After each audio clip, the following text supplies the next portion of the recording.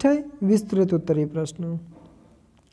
भारत में पाई जाने वाली विभिन्न मृदाओं का उल्लेख कीजिए, अथवा भारत में मिट्टी के प्रकारों पर एक निबंध लिखिए, अथवा भारतीय मिट्टियों का वर्गीकरण विस्तार से कीजिए, अथवा एक संसाधन के रूप में मिट्टी के महत्व का उल्लेख करें तथा भारत में पाई जाने वाली किन्हीं 2 प्रकार की मिट्टियों का वर्णन करें।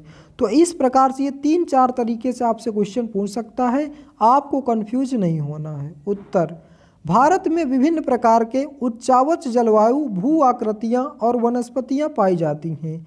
इस कारण भारत में अनेक प्रकार की मृदाओं का भी विकास हुआ है, जिन्हें निम्न रूप से प्रस्तुत किया गया है। पहला, जलोढ़ मृदा। लगभग भारत का समस्त उत्तरी मैदान जलोढ़ मृदा से बना है। यह मृदा हिमालय के 3 नदियों गंगा, ब्रह्मपुत्र और सिंधु द्वारा ले गए निक्षेपों से निर्मित है।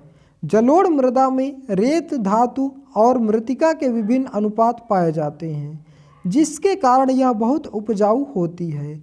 यह मृदा गन्ने, चावल, गेहूं, दलहन फसलों के लिए उपयुक्त होती है। इसमें पोटास, फास्फोरस और चूना अत्यधिक होता है। तो इस प्रकार से ये जलोढ़ मृदा की भूमिका हो गई।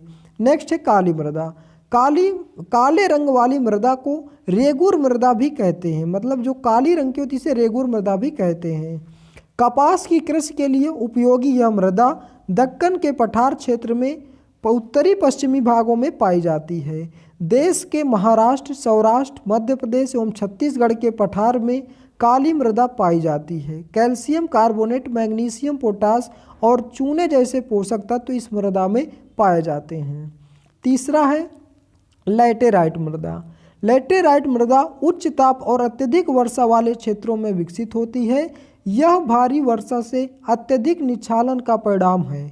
इस मृदा में ह्यूमस की मात्रा कम पाई जाती है और यह मृदाएं मुख्य तौर पर कर्नाटक, केरल, तमिलनाडु, मध्य प्रदेश, उड़ीसा, असम के पहाड़ी क्षेत्रों में पाई जाती है। यह मृदा काजू की फसल के लिए बहुत ही अधिक उपयोगी होती है। तो इस प्रकार से ये क्वेश्चन को आपको लिखना है और ये क्वेश्चन बहुत ही महत्वपूर्ण इसलिए हो जाता है कि ये 3 मिट्टियों से आपके बहुत ढेर सारे क्वेश्चन बन जाते हैं। बहुविकल्पी भी यहाँ से क्लियर हो जाता है।